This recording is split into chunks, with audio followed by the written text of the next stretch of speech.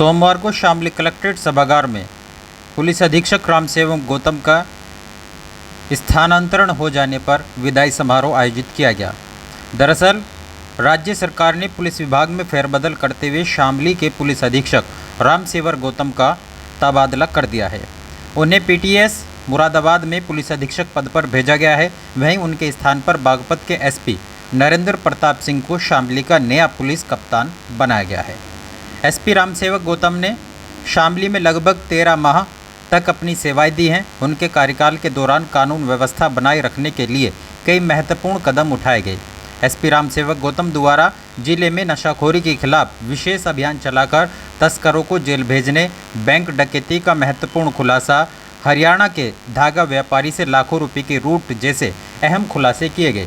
अब जिले की कमान संभालने वाले नए पुलिस अधीक्षक नरेंद्र प्रताप सिंह ने से लोगों को बेहतर पुलिसिंग की उम्मीदें हैं।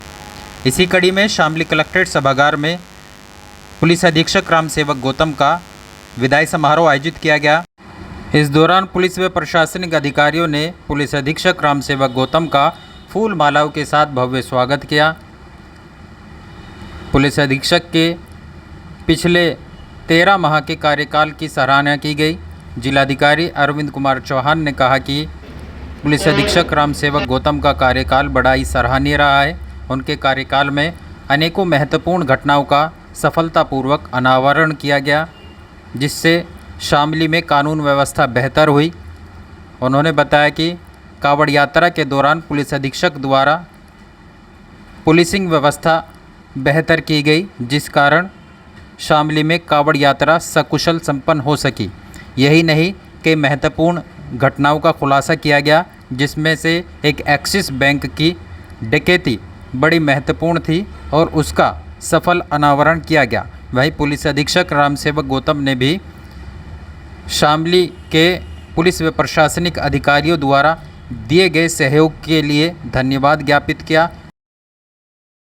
यहाँ तक सर के साथ मेरा कार्यकाल अभी 3 महीने का ही रहा, लेकिन 3 महीने के कार्यकाल में हमारा जो एक सबसे महत्वपूर्ण जो इवेंट हुआ इस बीच में, वह हुआ आपका कावड़ यात्रा है।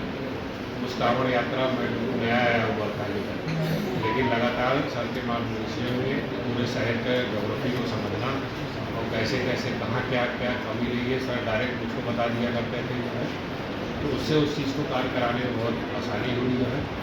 और मैं यहाँ एक चीज़ ये भी बताना चाहूँगा कि सर का गृह जनपद और मेरा गृह जनपद एक ही है, तो मैं सर के साथ आजीवन जुड़ा रहूँगा, ऐसे आशा करता हूँ।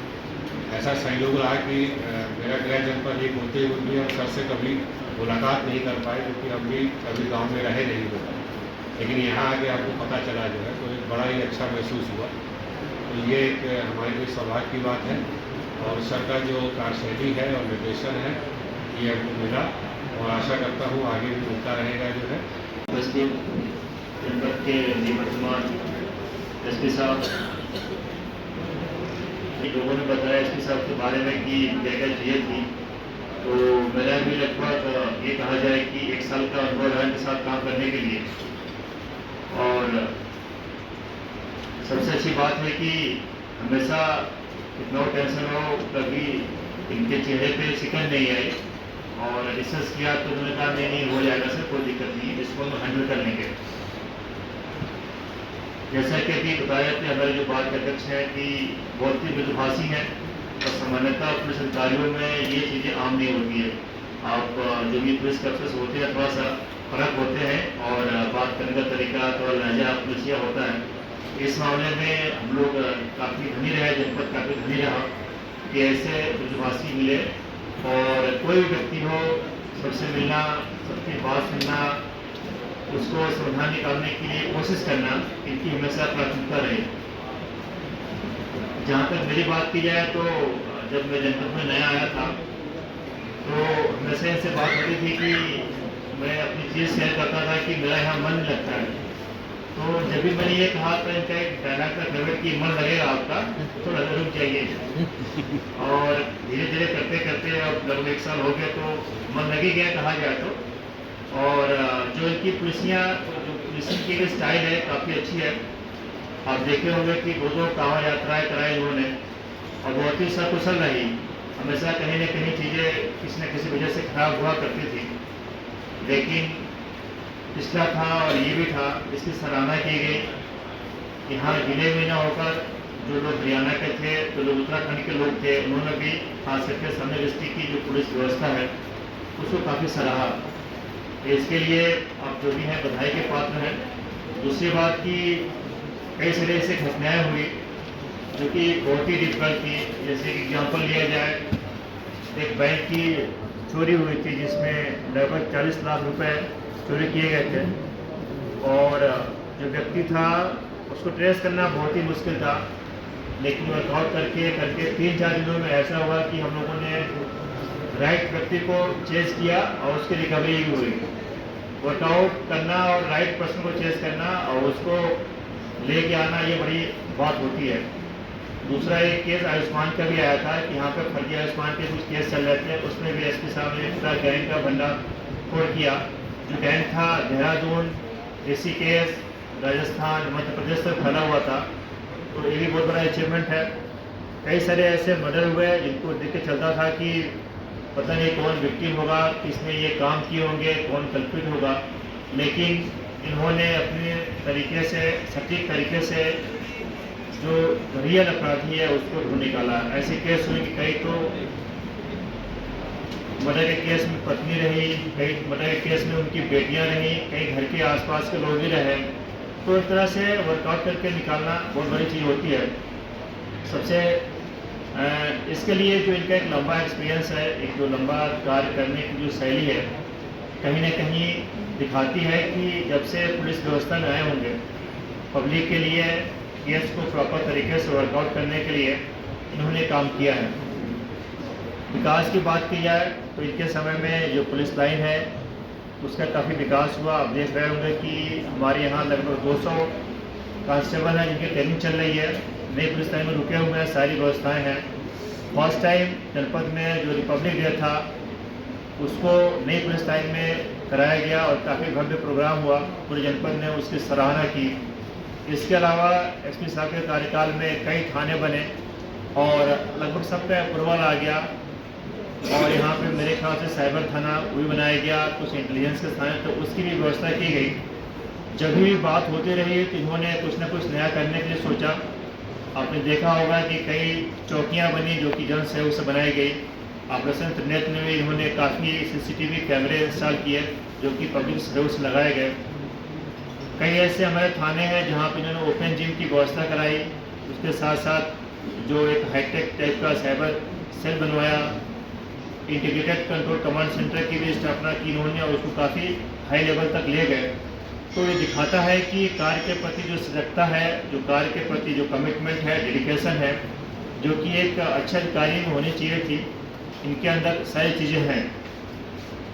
अभी ये जा रहे हैं, जो इनका जो ट्रांसफ़र हुआ है ट्रेनिंग सेंटर में हुआ है, तो मैं सोच रहा था कि जो ट्रेनिंग सेंटर होता है, जो भी हमारे फ्यूचर के मशीनरी है, जो हमारे लोग आते हैं, सरकारी व्यवस्था के पार्ट बनते हैं, जितनी अच्छी उनकी ट्रेनिंग होगी उतना अच्छा ही परफॉर्म करेंगे और लोगों की सेवा करेंगे।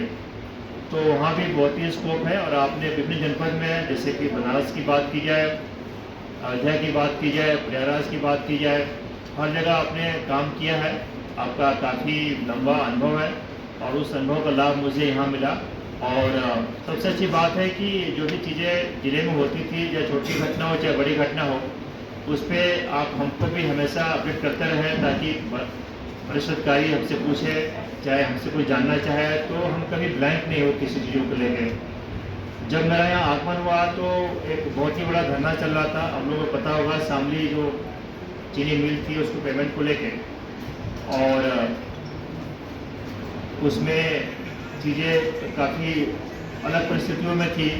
और एक बार तो ऐसा हुआ कि रात में हम लोगों को सुबह तक जागना पड़ा, लेकिन इनका ये था कि कभी पूछे तो सबसे अच्छी बात ये थी कि बोलते थे कि सेटल हो जाएगा सब चीज़।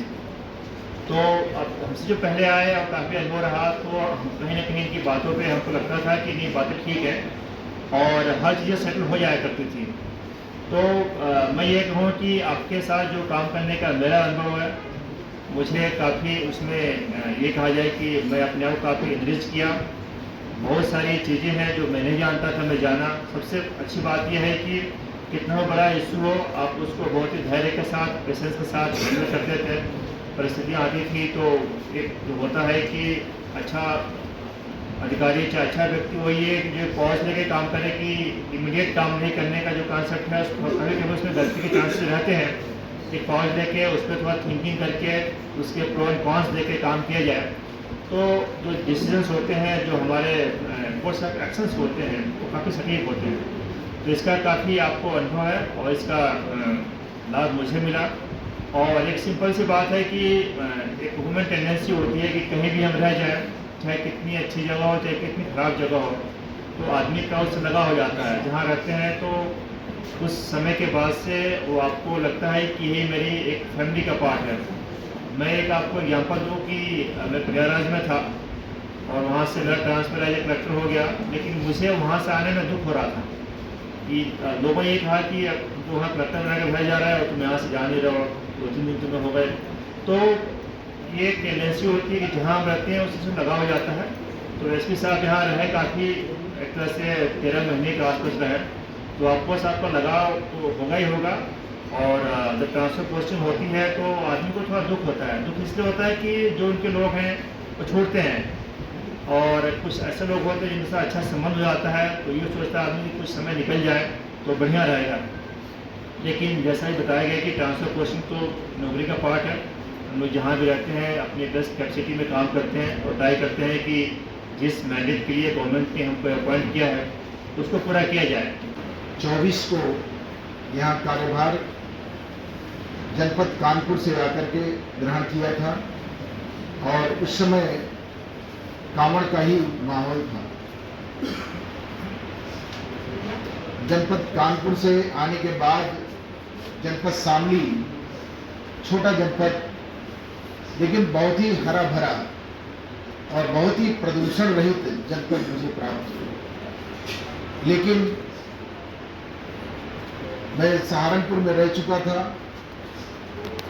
जनपद मुजफ्फरनगर और शामली एक ही पहले जनपद में थे और पूरे उत्तर प्रदेश में क्राइम के रूप में सबसे अग्रणी जनपद मुजफ्फरनगर जाना जाता था और पर कैपिटा इनकम के रूप में भी मुजफ्फरनगर पूरे प्रदेश में जाना जाता। ये मेरी जानकारी में था।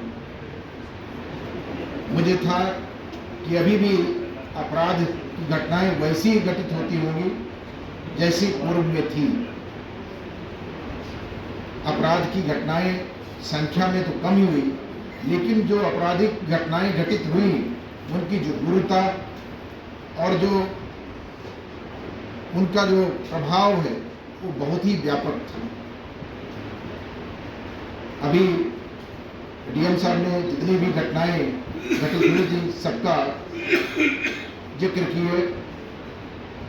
एक्सिस बैंक की घटना हो या सिंभालका बाईपास की हो या चौसाना की डकैती हो, सब की सब या जितने भी हत्या की घटनाएं हुई सब बहुत अच्छे तरीके से वर्कआउट हुई। चाहे आप देहरादून दिल्ली एक्सप्रेसवे में फाजूल कट की मांग का प्रकरण रहा हो या गन्ना मिल में कृषकों के भुगतान का मुद्दा रहा हो, वो भी बहुत अच्छे तरीके से आदरणीय जिलाधिकारी साहब के साथ कार्य करते हुए इन सभी को सकुशल संपन्न कराया गया और सभी मुद्दों को हल किया गया। जितने भी पर्व एवं त्योहार थे उनको भी बहुत अच्छे तरीके से संपन्न कराया गया। आम नागरिक के प्रति जो कार्य है उनकी सही समस्याओं का निराकरण हो, संवेदनशीलता के साथ इसको भी कार्य करने का प्रयास किया गया। पूरे जनपद में अमन चैन हो, लोग बिना किसी डर भय के अपने कार्यों को संपादित करें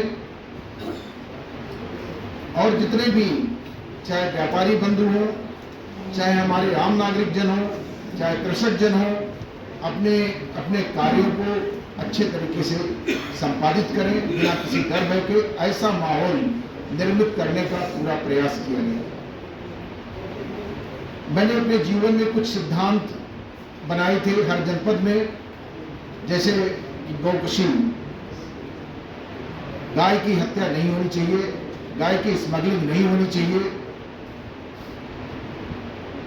इस विषय पर आदरणीय जिलाधिकारी साहब आए, मैंने जिक्र किया आप क्या चाहते हैं कि सर, मैंने आदरणीय डीएम साहब से कहा कि मैं चाहता हूं कि ये लोग जेल में ही रहें और जीरो टॉलरेंस की नीति के तहत एक भी गौकशी की घटना, तस्करी की घटना घटित ना हो। उसमें आदरणीय जिलाधिकारी महोदय ने मेरी बात को सुनते हुए जितनी भी घटनाएं घटित हुई थी उन सभी अपराधियों के विरुद्ध राष्ट्रीय सुरक्षा कानून रासुका एनएसए के तहत कार्रवाई किए। आज भी सभी के सभी अभियुक्त गण मुजफ्फरनगर जेल में निरुद्ध हैं। और आप देखे होंगे, सुने होंगे, पूरे जनपद में गौकशी की घटना आज की तिथि में जीरो हो गई है। कहीं भी आपको गौकशी की घटना, गाय कटने की घटना आपको कहीं सुनाई नहीं पड़ती होगी। ये कार्य मेरे अनुरोध पर आदरणीय जिलाधिकारी साहब ने किया। मैं आदरणीय जिलाधिकारी साहब को इस कार्य के लिए जो मेरी प्राथमिकता थी, मैं तहे दिल से जो है धन्यवाद देता हूँ। दूसरी प्राथमिकता मेरी थी आम नागरिकों की समस्या सुना जाना, उनका सही तरीके से पंजीकरण होना और उसमें प्रभावी ढंग से गुणात्मक कार्यवाही हो। इसमें भी मैं काफी हद तक प्रयास किया, सफल भी हुआ। तीसरी मेरी जो प्राथमिकता थी कि महिलाएं सुरक्षित रहें, छेड़छाड़ की घटना उनके साथ कहीं घटित ना हो, उनके साथ किसी प्रकार की दुराचार की घटना कारित ना हो, पब्लिक प्लेस में पूर्णतः सुरक्षित महसूस करें। इस पर भी अभियान चला।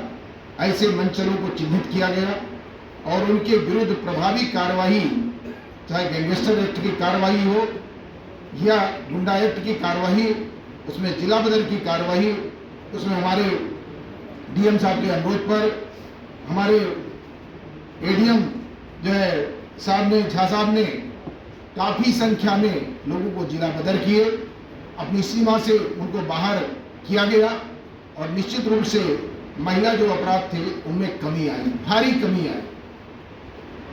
महिला अपराध मेरी प्राथमिकता में थी। व्यवस्था कायम करना, कहीं किसी प्रकार की लॉ एंड ऑर्डर की स्थिति उत्पन्न ना हो, ये एक प्राथमिकता होती है। इसमें भी कहीं भी कोई लॉ एंड ऑर्डर की स्थिति 1 वर्ष और 1 माह 16 दिन में कोई घटना कारित नहीं हुई, कहीं लॉ एंड ऑर्डर की स्थिति उत्पन्न नहीं हुई, ये भी एक बहुत बड़ी उपलब्धि रही। जिला में डूबने की घटनाएं कारित होती थी यमुना जी में। इस बार जिलाधिकारी महोदय से मैंने वार्ता किया और उसमें जिलाधिकारी महोदय ने एनडीआरएफ की व्यवस्था और मेरे द्वारा फ्लड पुलिस मंगाई गई और एक भी डूबने की घटना कारित नहीं हुई। लगभग 60-70 हज़ार लोगों ने यमुना जी में दशहरा के पर्व पर लोग स्नान किए, लेकिन कोई भी डूबने की घटना कारित नहीं हुई। ये भी हमारी बहुत बड़ी उपलब्धि थी। गत वर्षों का जो इतिहास था उसमें डूबने की घटनाएं कारित होती थी, बल्कि प्रदेश में कई जिलों में इस तरह की घटनाएं हुई, लेकिन आपका जनपद शामली इससे पूर्णतया मुक्त रहा। ये भी एक उपलब्धि रही और आप सबका इसमें सहयोग रहा। आपने देखा होगा कि जितने भी हमारे वीआईपी कार्यक्रम हो या अन्य अतिथियों का आगमन हो, उनको भी बहुत अच्छे तरीके से यहाँ संपन्न कराया गया।